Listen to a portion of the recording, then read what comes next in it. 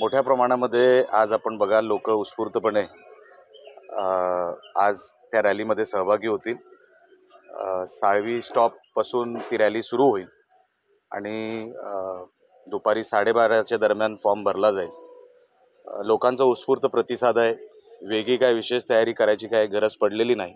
तिन्ही सगळे घटक पक्ष महायुतीचे मैदानात उतरलेले आहेत। विनायक राऊतांचा डिपॉझिट हा जप्त करायचा आहे आणि म्हणून तसंच वातावरण, त्या साजेशीच वातावरण आज आपल्याला सगळ्यांना रत्नागिरीत दिसेल।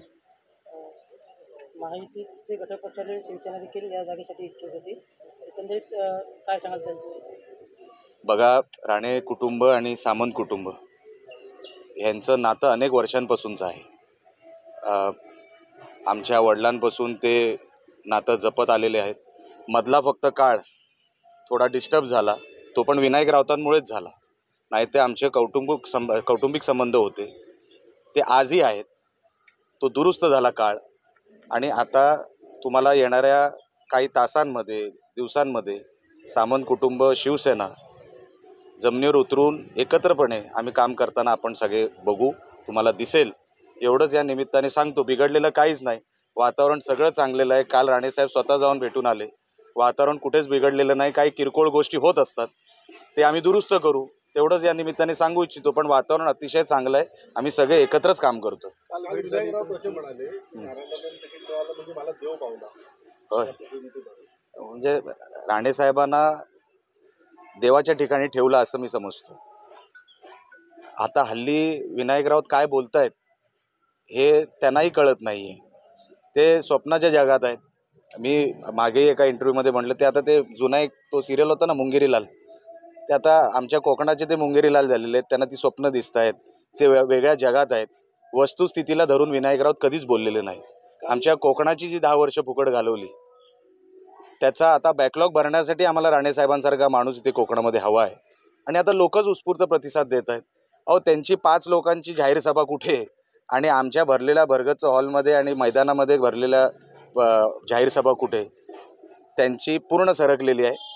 उरली सुरली जी काय आहे ती 4 जूनला त्यांना आम्ही मोठ्या सुट्टीवर पाठवणार, नातवंडांबरोबर खेळायला त्यांना फ्री करणार। काल सामंत साहेबांची भेट झाली, तुम्ही देखील त्या बैठकीमध्ये? नाही, मी नव्हतो, नितेश होता। मी तयारीला होतो, मी रत्नागिरीच्या कार्यालयात होतो, पण आमचं बोलणं चालूच आहे कंटिन्यू।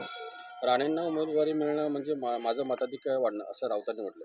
आता दुसरं ते काय म्हणणार आहेत? म्हणजे तुम्ही राऊतांबद्दल प्रश्न विचारताय, तो माणूस कधी चांगलं बोलला आहे का? अहो, त्याच्या जिभेलाच खरूज आहे, खंगराट आहे ते।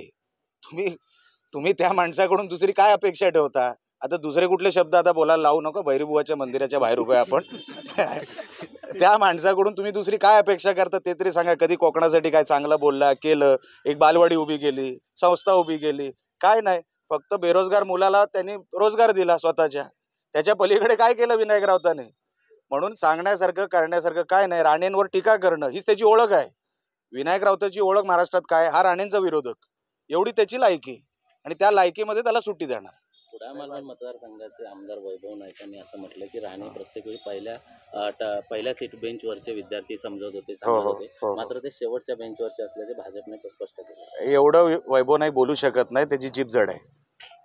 हे कोणतरी स्क्रिप्ट लिहून देतं त्याला, तो पेलवान कॅटेगरीचा माणूस आहे, तो बोलू शकत नाही। हे सगळं कोणतरी लिहून देतं, वैभ्या हे बोल, मग वैभ्या बोलणार। त्याच्या पलीकडे तो आयुष्यभर वैभ्याच राहणार। त्याला कधी उद्धव ठाकरेंनी मंत्री केला नाही, तो कधी मंत्री होणार नाही। 10 वर्षात आजूबाजूचे मंत्री झाले, पण याला कोणी साधा मंत्री केला नाही। अरे, तुला बाकावर पण बसवलं नाही उद्धव ठाकरेंनी स्वतः। तू दुसऱ्यांच्या बाकाची चिंता करू नको, तुला बाक पण दिला नाही आणि तुला पण आता मी ऑक्टोबरमध्ये सुट्टी देतो की नाही बघ। साहेब, आज भाजपचे वरिष्ठ नेते कोण येण्याची शक्यता आहे फॉर्म भरताना? राणेसाहेब, मला असं कळलंय की गोव्याचे मुख्यमंत्री प्रमोद सावंत साहेब आलेले आहेत। अजून कोण आले मला माहित नाही, मी व्यवस्थेमध्ये बिझी होतो।